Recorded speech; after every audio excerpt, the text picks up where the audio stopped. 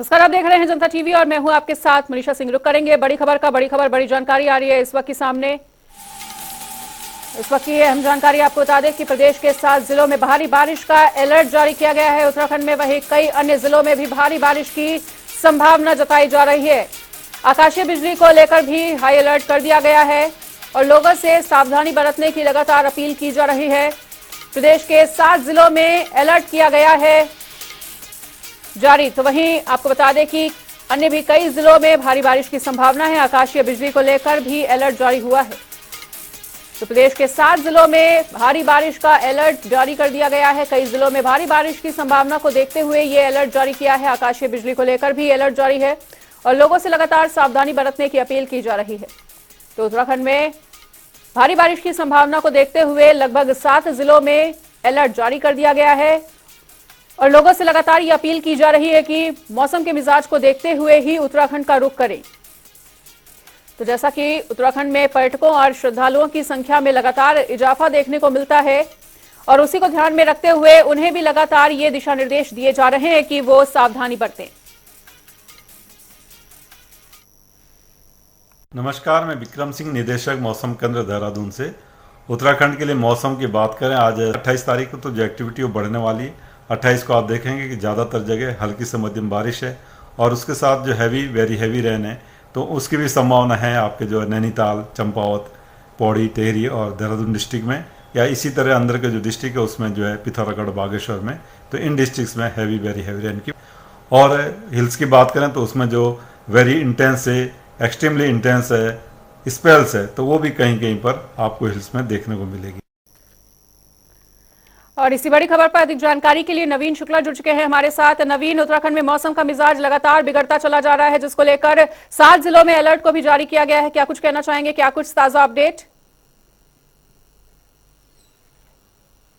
जी मनीषा, निश्चित तौर पर देखा जाए तो उत्तराखंड में मानसून की दस्तक शुरू हो गई है। कहीं ना कहीं एक तरीके से बारिश जो है वो आफत लेके आई है। अगर राजधानी देहरादून की बात करें तो राजधानी देहरादून में लगातार बारिश हो रही है और इसके साथ ही जलभराव की स्थिति भी हो गई है।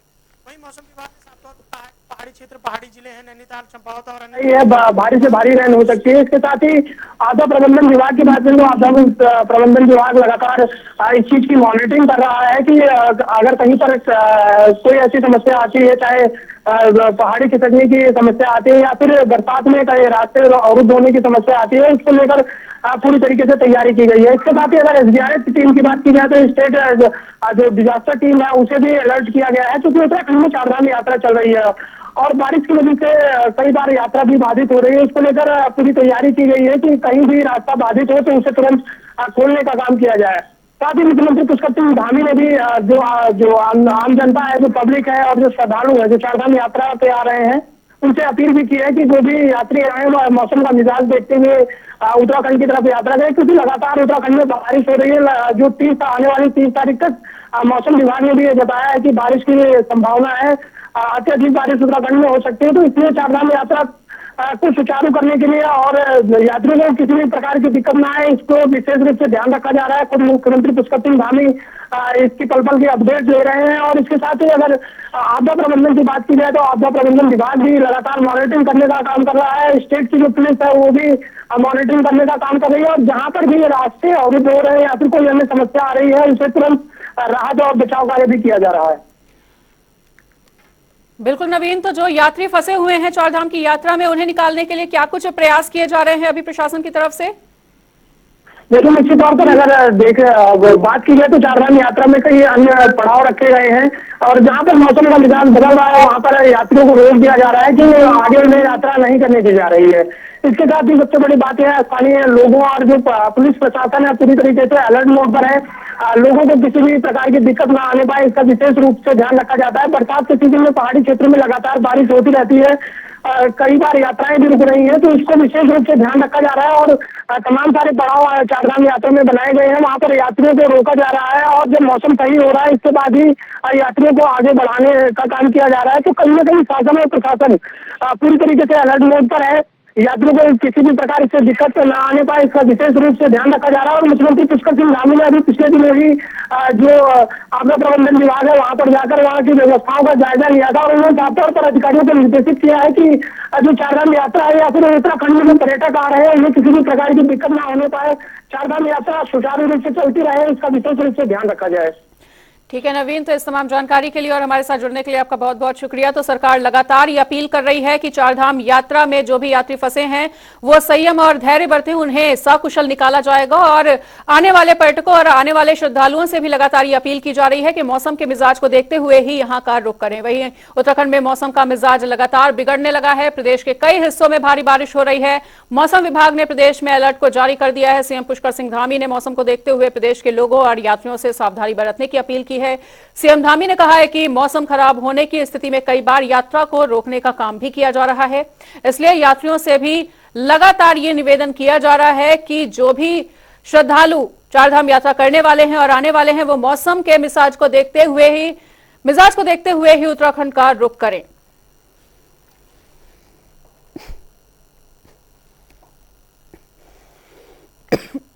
देखिए, बीच में चूंकि इधर मौसम विभाग ने अलर्ट जारी किया हुआ है, इसलिए यात्रा बीच में रुक भी रही है और तीर्थ यात्रियों से हम लगातार ये अनुरोध कर रहे हैं कि मौसम की जानकारी लेने के बाद ही यात्रा को आगे बढ़ाएं।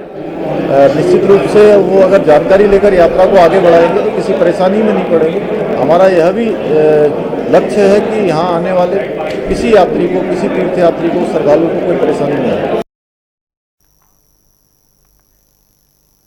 उधर उत्तराखंड में भारी बारिश को लेकर पुलिस प्रशासन पूरी तरह से अलर्ट मोड पर है और एसडीआरएफ और एनडीआरएफ की टीमों को यात्रा मार्ग पर आपदा वाले इलाकों में तैनात कर दिया गया है। एडीजीपी मुरुगेशन ने बताया है कि आपदा को लेकर अलर्ट जारी कर दिया गया है और संभावित घटनाओं को लेकर दोनों टीमों को निर्देश दिए जा चुके हैं।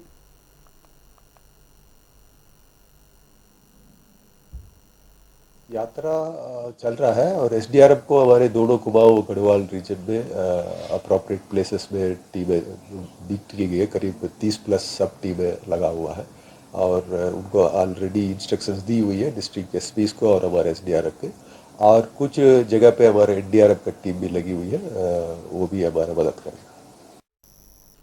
वहीं देहरादून में 4 दिवसीय स्वास्थ्य मंत्रियों के चिंतन शिविर का आयोजन होने जा रहा है और देश के सभी स्वास्थ्य मंत्री इस चिंतन शिविर में हिस्सा लेंगे। राज्य के स्वास्थ्य मंत्री धन सिंह रावत ने बताया है कि उत्तराखंड के इतिहास में पहली बार देश के स्वास्थ्य मंत्रियों का चिंतन शिविर होगा और 13 जुलाई से 16 जुलाई तक चिंतन शिविर आयोजित होगा। उन्होंने बताया कि 1 वर्ष पहले उन्होंने प्रधानमंत्री नरेंद्र मोदी से उत्तराखंड में स्वास्थ्य मंत्रियों के चिंतन शिविर कराने के लिए अनुरोध किया था और धन सिंह रावत ने कहा है कि उत्तराखंड देश का पहला ऐसा राज्य है जिसने आयुष्मान योजना प्रत्येक व्यक्ति के लिए लागू कर दी है।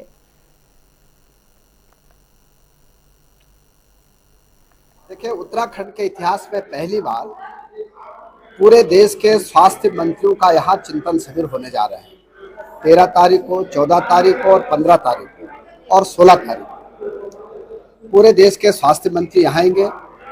मैंने जब गुजरात में देश के स्वास्थ्य मंत्रियों का एक चिंतन शिविर हुआ था 1 साल पहले, तब मैंने प्रधानमंत्री जी से निवेदन किया था, स्वास्थ्य मंत्री जी से, कि हमको उत्तराखंड की धरती पे जो है पूरे देश के स्वास्थ्य मंत्रियों को बुलाना है, क्योंकि देश का पहला राज्य उत्तराखंड है जो कि आयुष्मान भारत को यूनिवर्सल प्रत्येक व्यक्ति के लिए जो है लागू किया है। उत्तराखंड में जल्द ही निकाय चुनाव का बिगुल बजने वाला है और इसको लेकर राजनीतिक पार्टियों ने अपनी अपनी तैयारियां तेज कर दी हैं। काशीपुर की मेयर की सीट जीतना कांग्रेस के लिए मुश्किल का काम हो गया है।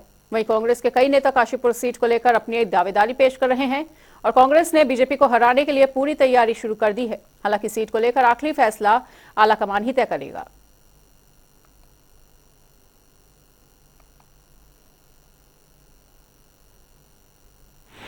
तो जगह जगह वार्ड मीटिंग हो रही है, हर जगह कांग्रेस को बहुत बढ़ चढ़ के समर्थन मिल रहा है और इस बार चुनाव को लेकर निगम में ये लग रहा है कि ज़रूर कांग्रेस को बहुत सफलता मिलेगी।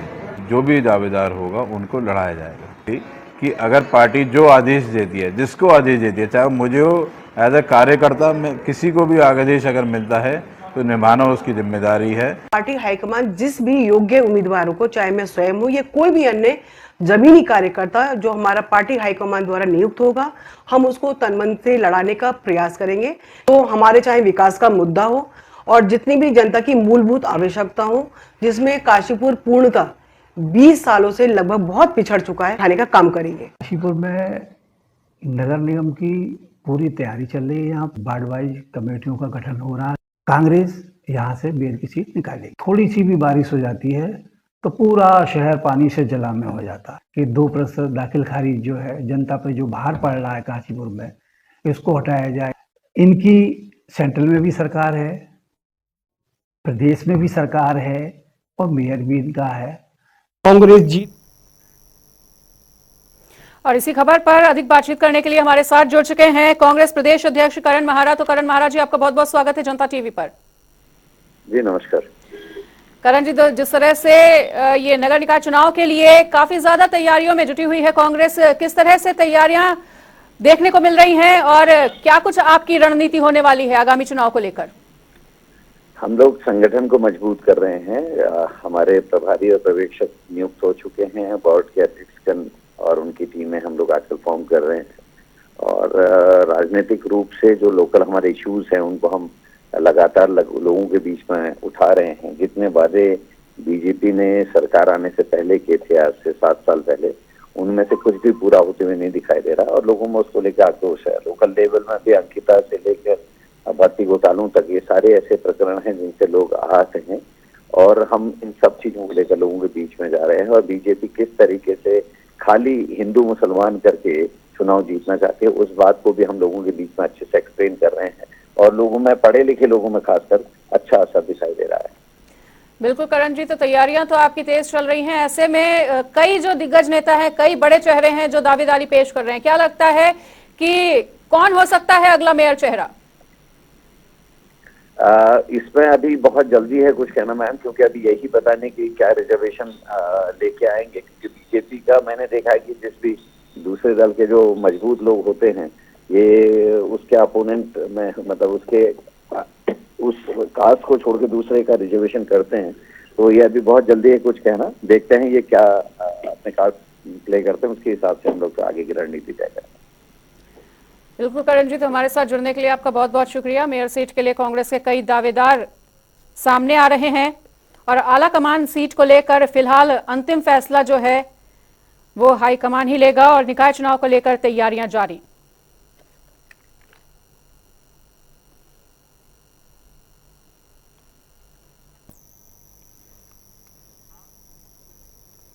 उधर उत्तराखंड में सड़कों की खराब हालत का मामला अब सियासी तूल पकड़ता जा रहा है। वहीं पूर्व मुख्यमंत्री हरीश रावत ने आरोप लगाया है कि जब से गड्ढा ऐप बनाया गया है तब से देहरादून, मसूरी और नैनीताल जैसी जगहों पर भी सड़कों पर गड्ढे हुए हैं, लेकिन उन्हें पैचवर्क करने की बजाय उनको नजरअंदाज किया जा रहा है, जिस वजह से कई हादसे भी हो चुके हैं और लोग अपनी जान भी गंवा चुके हैं।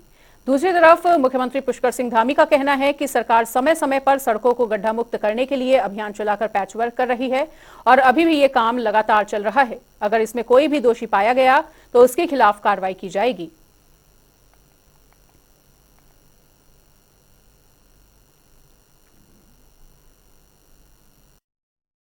सभी पर काम हो रहा है और चूंकि हमारे यहाँ पर पिछले दिनों भी जितने पैच थे, पैच भरने की कार्रवाई हुई है। जो पैच रह गए हैं वो समय समय पर खराब होते हैं, उनका उन सभी को जो है दोबारा से जो है पैच भरने की कार्रवाई प्रारंभ की जाएगी। अगर इसमें कहीं पर कोई दोषी पाया जाएगा तो उसके खिलाफ भी कार्रवाई होगी। अब गड्ढे तो बढ़ते जा रहे हैं सड़कों के जो है, बल्कि जिस दिन से मुख्यमंत्री जी ने गड्ढा ऐप जारी किया तब से मसूरी में भी गड्ढे हो गए हैं, नैनीताल में भी गड्ढे हो गए हैं और देहरादून में भी गड्ढे हो गए हैं और ये गड्ढे और बढ़ते जाएंगे, जो बड़ा चिंता का विषय है। सड़कें जो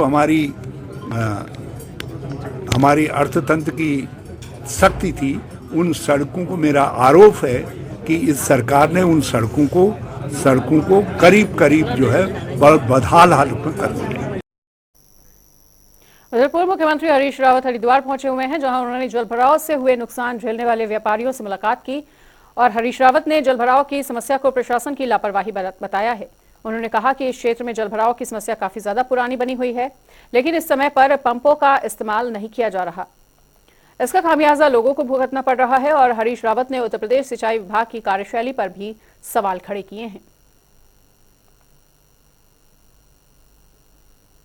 अब बारिश तो हुई, मगर जिस तरीके से दुकानों में उनमें सब पानी घुसा है, लोगों का सामान बर्बाद हुआ है, लोगों को नुकसान हुआ है, वो सारी चीज़ें चिंताजनक हैं और बिल्कुल पूरी लापरवाही लगती है।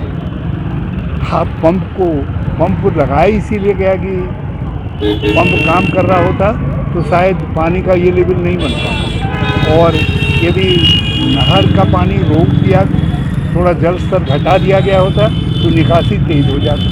लेकिन अब जब ये ऐसी छोटी छोटी लापरवाही होंगी, मैं अभी देख रहा हूँ जो नहरों की सफाई हो रही है वो सफाई नहीं हो रही है, वो खाली ऐसा लग रहा है जैसे किसी के खुजली निकाल रहे हों, नहर की खुजली दूर कर रहे हों। तो नहर में जो मलबा पड़ा है उसको दूर करना है, खुजली दूर थोड़ी करना है। हरिद्वार पुलिस नशा तस्करों के खिलाफ लगातार कार्रवाई कर रही है। वहीं पुलिस ऑपरेशन मर्यादा के तहत लगातार कार्रवाई को अंजाम दिया जा रहा है। कनखल थाना पुलिस ने 15 पेटी अवैध शराब के साथ एक अभियुक्त को गिरफ्तार किया है। वहीं पुलिस ने नशे को रोकने के लिए विशेष टीम का गठन भी किया और पुलिस भी लगातार इस दिशा में कार्रवाई कर रही है।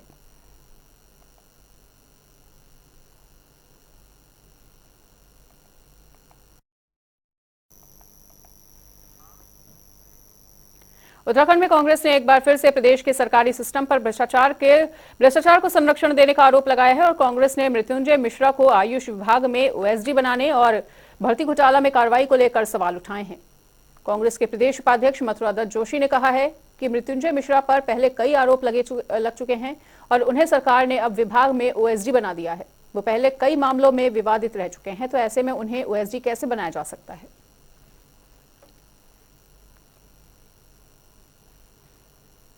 व्यक्ति जेल की यात्रा कर चुका हो, जिस व्यक्ति पर भ्रष्टाचार के आरोप सिद्ध हो गए हों, अगर उस व्यक्ति को सरकार दोबारा आयुर्वेद विभाग में ओएसडी पद पर नियुक्त कर रही है तो आप इसका अंदाज इसी बात से लगा सकते हैं कि सरकार भ्रष्टाचार की कितनी बड़ी पोषक है। इसलिए हमारा जो आरोप है, हम बार बार ये आरोप लगा रहे हैं, सरकार भ्रष्टाचार को आगे बढ़ा रही है, भ्रष्टाचारियों को पुरस्कृत कर रही है और भ्रष्टाचार को आगे बढ़ाने का काम कर रही है।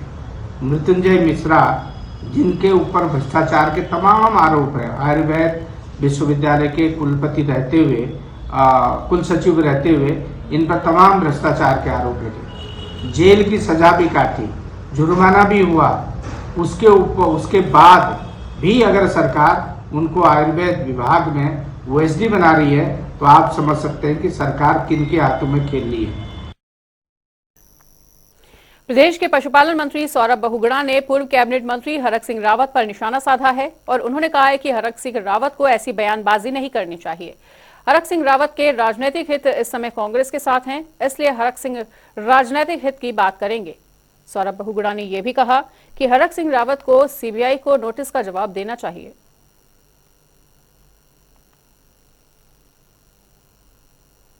देखिए, ऐसे अनर्गल बयानबाजी नहीं करनी चाहिए। पॉलिटिकल आपका इंटरेस्ट इस वक्त कांग्रेस में है उनका, तो ऑब्वियसली वो कांग्रेस के हित की बात करेंगे।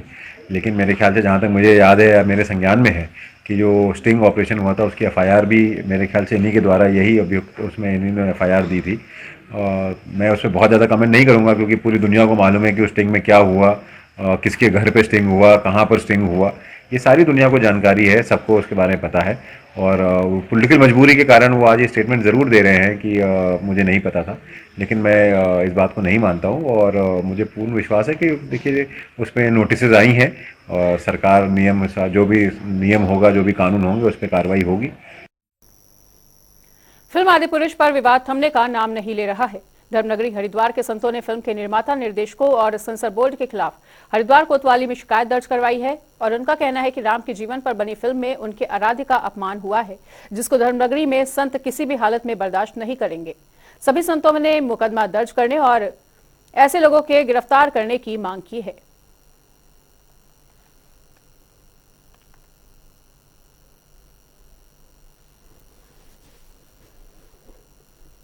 श्री राम के खिलाफ एक अंतर्राष्ट्रीय षड्यंत्र जिहादी गैंग ने किया है और वह जिहादी गैंग फिल्म बनाने वाला है।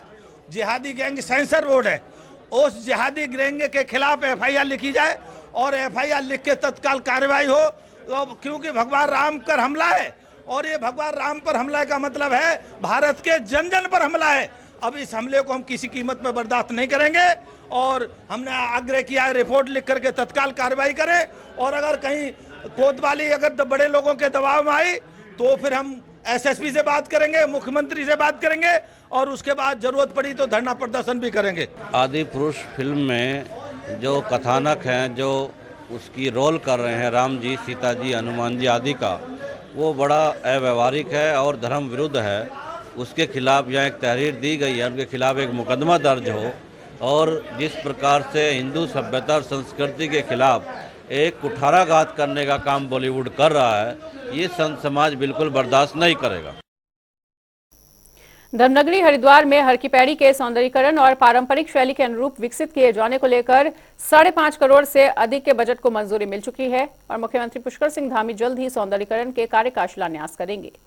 सौंदर्यीकरण के लिए 1 करोड़ 53 लाख रुपए की स्वीकृति दी गई है, तो वहीं अन्य चीजों के लिए 3 करोड़ 91 लाख रुपए मंजूर किए जा चुके हैं। तो जल्द ही हर की पैड़ी का सौंदर्यीकरण होता हुआ नजर आएगा और इसके लिए बजट को स्वीकृति भी अब मिल चुकी है।